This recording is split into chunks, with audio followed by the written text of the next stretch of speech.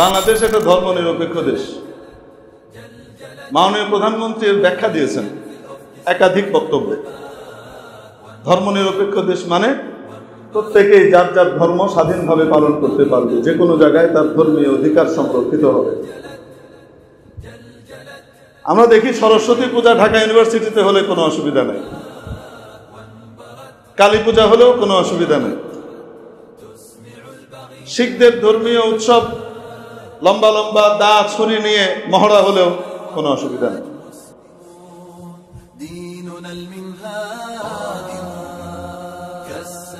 কালী পূজার শ্মশান পূজার নামে লম্বা লম্বা দেশীয় দা রামদা নিয়ে মহড়া হলেও কোনো অসুবিধা নেই। এ ধর্মীয় উৎসব, আমরা অবশ্যই বলি তাদের সে অধিকার আছে, সেটা পালন করতে দেওয়া উচিত, আমরা সাপোর্ট করব। বাট প্রশ্নটা তখন দেখা দেয় যখন তীব্র গরম আর দাবদাহের কারণে ঢাকা ইউনিভার্সিটির বাচ্চারা সেখানে খোলা মাঠে নবীজির সুন্নত সালাতুল ইস্তিসকা, আল্লাহর কাছে গুনাহ মাফ চেয়ে পানি প্রার্থনার জন্য যে নবীজির সুন্নাহ নামাজ আছে সেটা আদায় করতে চায়, তখন ঢাবি কর্তৃপক্ষ যখন বাধা দেয় এবং নিষিদ্ধ করে, তখন আমাদের প্রশ্ন ওঠে, এটা কি ধর্ম নিরপেক্ষ দেশ নাকি মুসলমানদের জন্য ধর্মহীন দেশ? প্রশ্ন আসে, তখন প্রশ্ন আসে। সরস্বতী পূজা হয়েছে, কোন মাওলানা সাহেব তার বিরুদ্ধে বিবৃতি দিয়েছেন? কোন মাওলানা, কোন সাধারণ দেখেছেন? না। কালী পূজা হয়েছে, কোনোদিন কোন মাওলানা সাহেবকে বিরোধিতা করে সেখানে বিরোধিতা করতে গিয়ে দেখেছেন, বাধা দিতে দেখেছেন? না। তার ধর্মীয় অধিকার সে পালন করবে, করুক। কিন্তু মুসলমান যখন তার ধর্মীয় অধিকার পালন করতে চায়, তখন ঢাকা ইউনিভার্সিটি কর্তৃপক্ষ যদি বাধা দেয়, বুঝতে হবে ঢাকা ইউনিভার্সিটি কর্তৃপক্ষ অন্য কারো কাছে বিক্রি হয়ে গেছে। এটা স্বাধীন দেশের নয়, স্বাধীন দেশের শ্রেষ্ঠ বিদ্যাপীঠ নয়।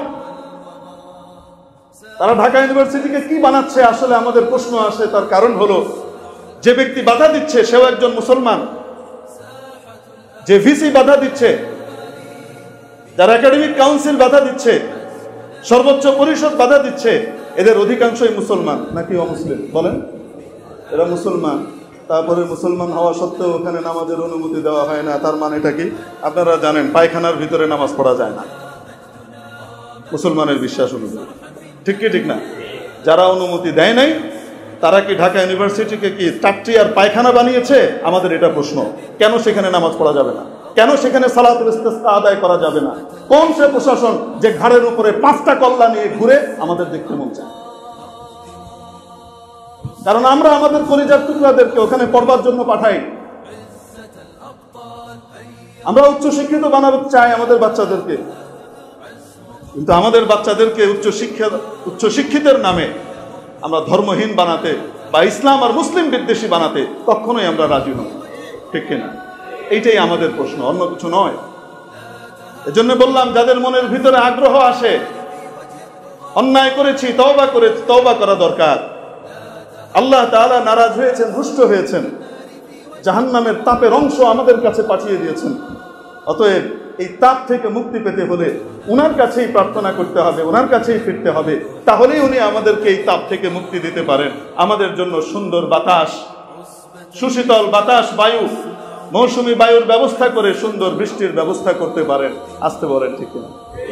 এই কথা যার মনের ভিতরে আসে আর তওবা করবার জন্য সে উদগ্রীব হয়ে যায় যে কবে আমাদের সালাতুল ইস্তিসকা হবে, কবে আমরা আল্লাহর কাছে মাফ চাবো, প্রার্থনা করব যেন আল্লাহ আমাদেরকে কি করে দেন, মাফ করে দেন।